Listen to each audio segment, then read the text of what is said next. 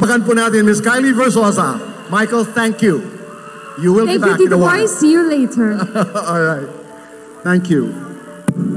Ladies and gentlemen, we now come to the final Q&A portion of tonight's pageant, Mr. International Philippines. Ganito po ang rule. Each candidate will pick a question from this bowl, and the candidate may request for me to repeat the question if there is a need for repetition. And we would like to start with our first finalist. Direk, you have to tell me, where do I start?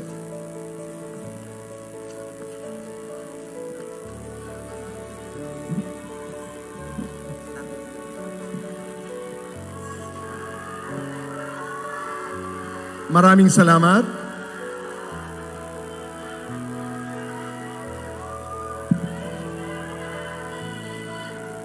I've had a couple of sessions with the boys in Q&A.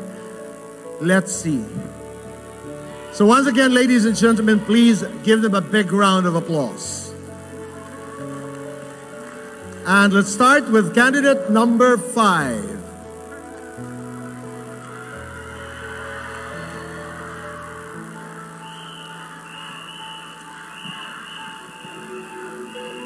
Andre? Yes, please. May I read the question for you? Pwede mong ipaulit kung gusto mo. And your question is,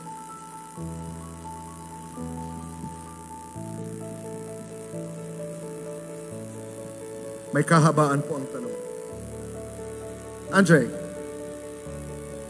kung makakaharap mo ang Panginoong Diyos at pwede kang magtanong ng iisang bagay sa Kanya, ano yun? Mayong gabi sa inyong tanan. If tatanungin ako ng Diyos, if ako ang magtatanong sa Diyos, ang tatanungin ko po kung bakit po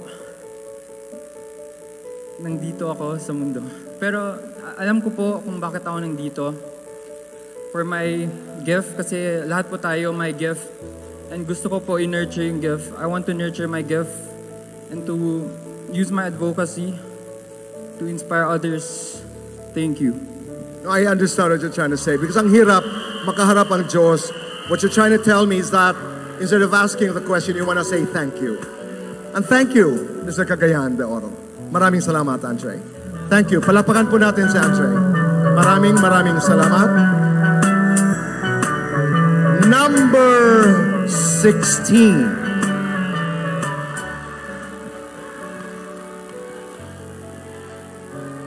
Hello.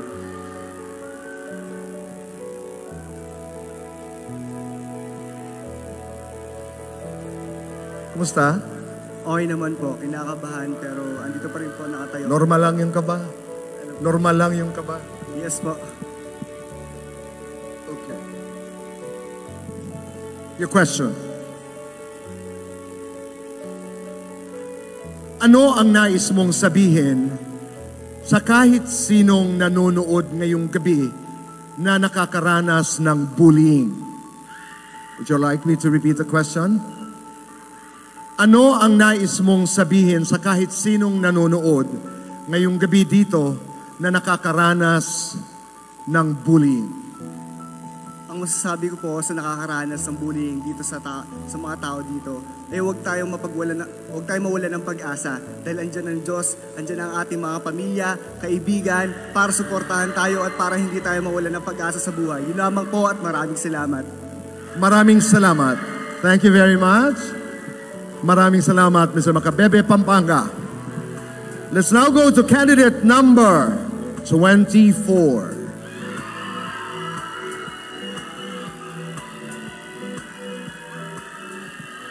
You can pick your question, please.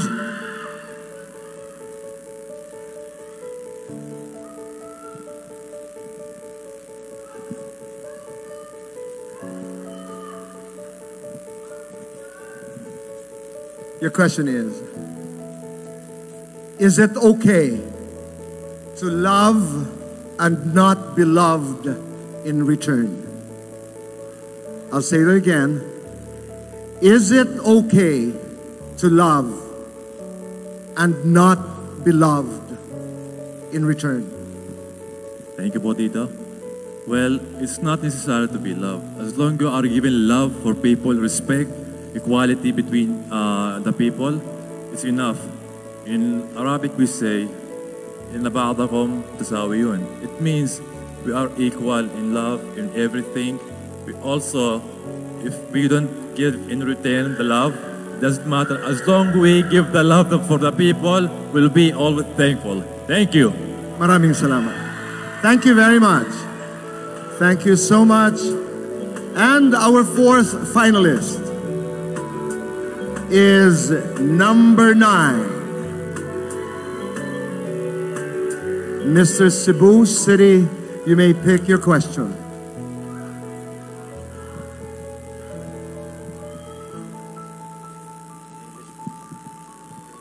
Yes, I will. Ikaw okay lang if you're not loved in return? Yes. It's okay. As long as you love. Yes. Kwayoko. Here's your question. A foreigner asks you, Mr. Cebu requests that his question be asked in English. A foreigner asks you, why is it more fun in the Philippines? What would you say? I would say that it's more fun in the Philippines because of the culture that we have, the tourism that we have, the food that we have. The Philippines in general is one of the most beautiful countries that I've ever been to, and the food, the country, the people, it speaks for itself.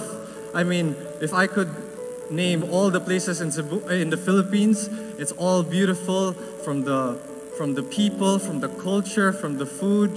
The people are so beautiful, and I want everyone who's watching right now, especially from abroad, please come visit the Philippines and you'll experience paradise. Thank you.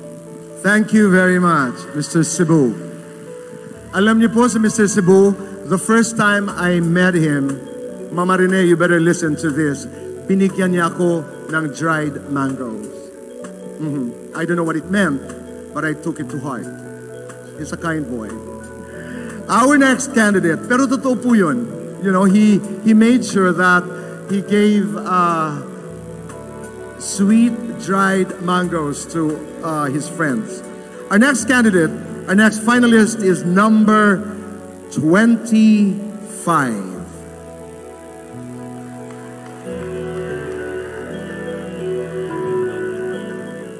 Good evening. Your question.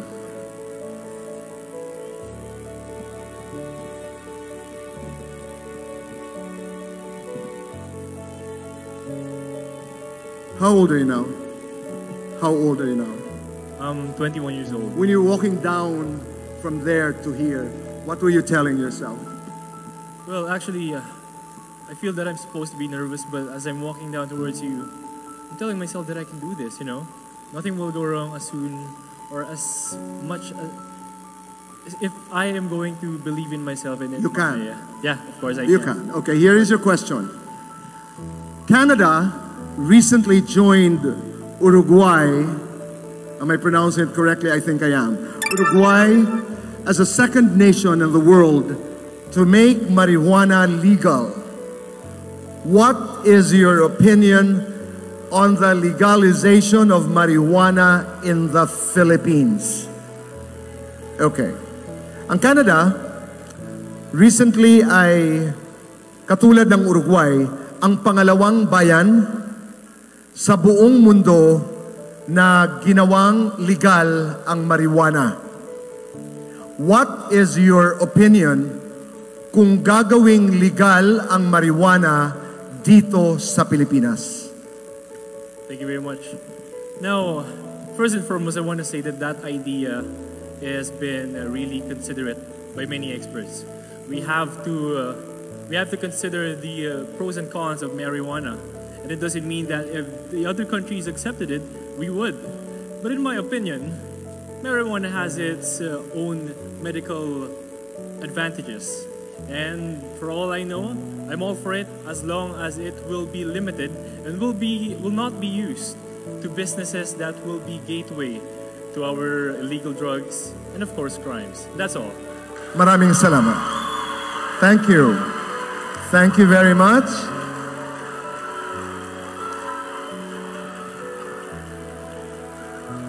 Aren't you proud of the guys? Let's go to candidate number 14. Imus, Cavite. Please, your question.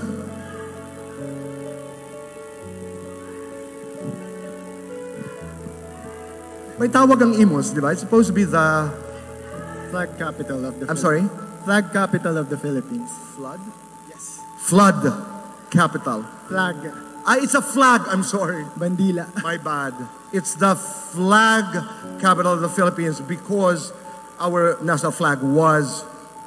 It is part of the history of the Philippines when it comes to freedom or freedom. Tama. Laki po yung contribution niya.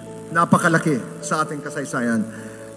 Mr. Imus, your question is, kung may isang bagay kang ihihingi ng tawad sa Diyos, ano ito at bakit? I think if I would wish something to God, it is to change the mindset of the people, to teach everyone discipline. Because I think discipline,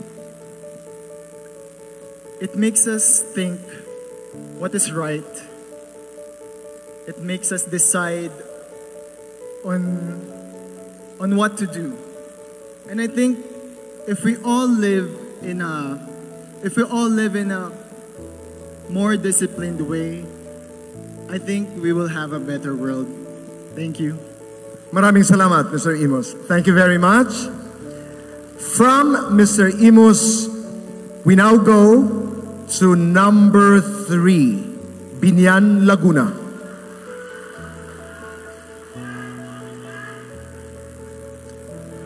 You can pick your question.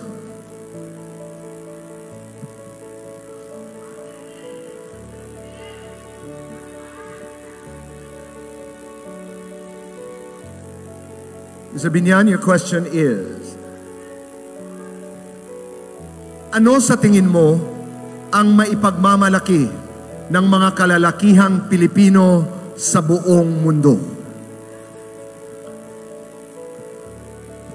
You want to repeat the question? Okay, say it again. Ano sa tingin mo ang maipagmamalaki ng mga lalaking Pilipino sa buong mundo? I think that we are distinctively handsome. And I know that we have the characteristics of our national hero in our blood, running through our veins. The love for our country, the bravery of our national hero, Dr. Jose Rizal. And that is my answer. Thank you. Maraming salamat. Thank you very much, Mr. Biñan. Come on down. Join me, number 15. Leyte. May gabi dito, boy. Maupay nga gabi imo, Michael. An imo question.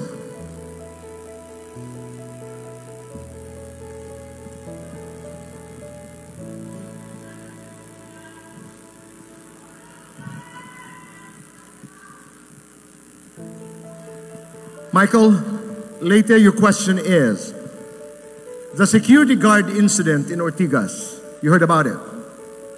Sabi nila, pag mayaman, may investigasyon. Pag mahirap, diretso kulong. Comment. Okay. The security guard incident in Ortigas, kung saan nasagasaan, hit and run, sabi ng mga netizens, pag mayaman daw, may investigation. Pag mahirap, diretso kinukulong. Your comment. Ladies and gentlemen, I saw that video on that security guard. It was really heartbreaking kasi a normal security guard doing his job and he got dumbled down because of that car. I believe, ladies and gentlemen, kung ano man yung mangyari, kung ano man yung dapat na kinasangkutan mo, or you done this criminal, you should be penalized. Kung mayaman ka man, mahirap, you should be penalized according to the law. And that would be all. Thank you so much. Maraming salamat, Michael. Thank you very much, Mr. Leyte. Thank you. Let's now go to number 11.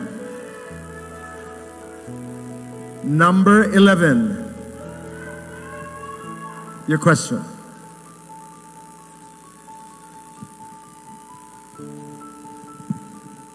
Batiin mo muna ang mga nanonood sa Bisaya. Mayong gabi kaninyong tanan, taga Davao. Magandang gabi sa inyo lahat. Maraming salamat. Your question. Sa Davao, sino ang pipiliin mo? Ibig sabihin, girlfriend, mahal mo o mahal ka? At bakit? Thank you po sa maganda. Pipiliin ko po yung mahal ako. Dahil po, pag mahal po ako ng girlfriend ko, mas mapapakita niya yung pagmamahal sa akin. Then, matuto din po akong mahalin siya. Katulad ng pagmamahal niya sa akin. Yun lang po ang salamat. Maraming salamat, Mr. Davao. Thank you. Thank you, Mico. Thank you. Of course, Mr. Paranaque. Last but not the least, number 23. We have 2 more questions, actually, and you can choose one.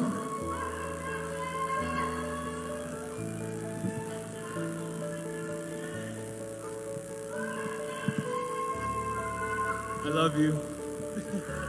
I remember I asked this question when I did an interview with Daniel Padilla.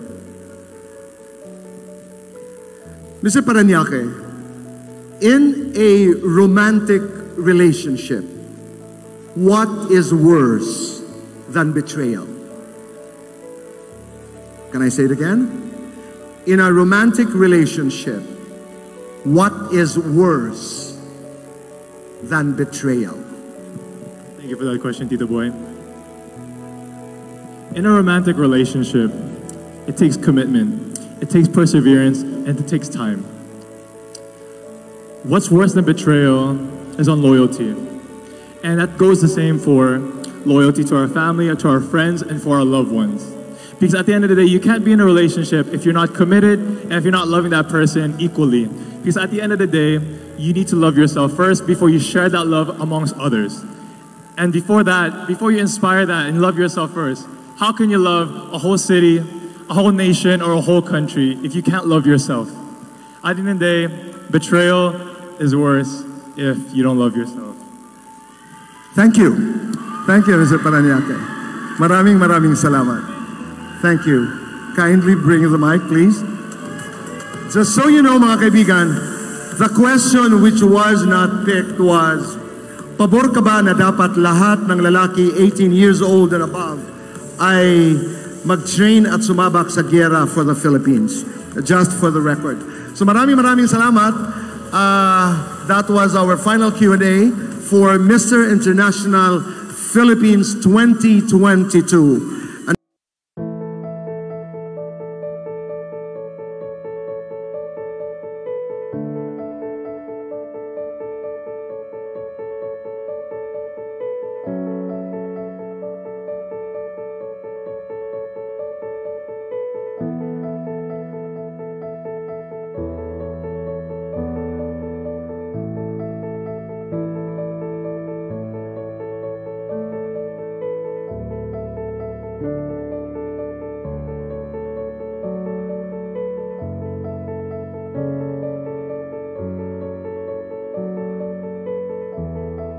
Happy watching.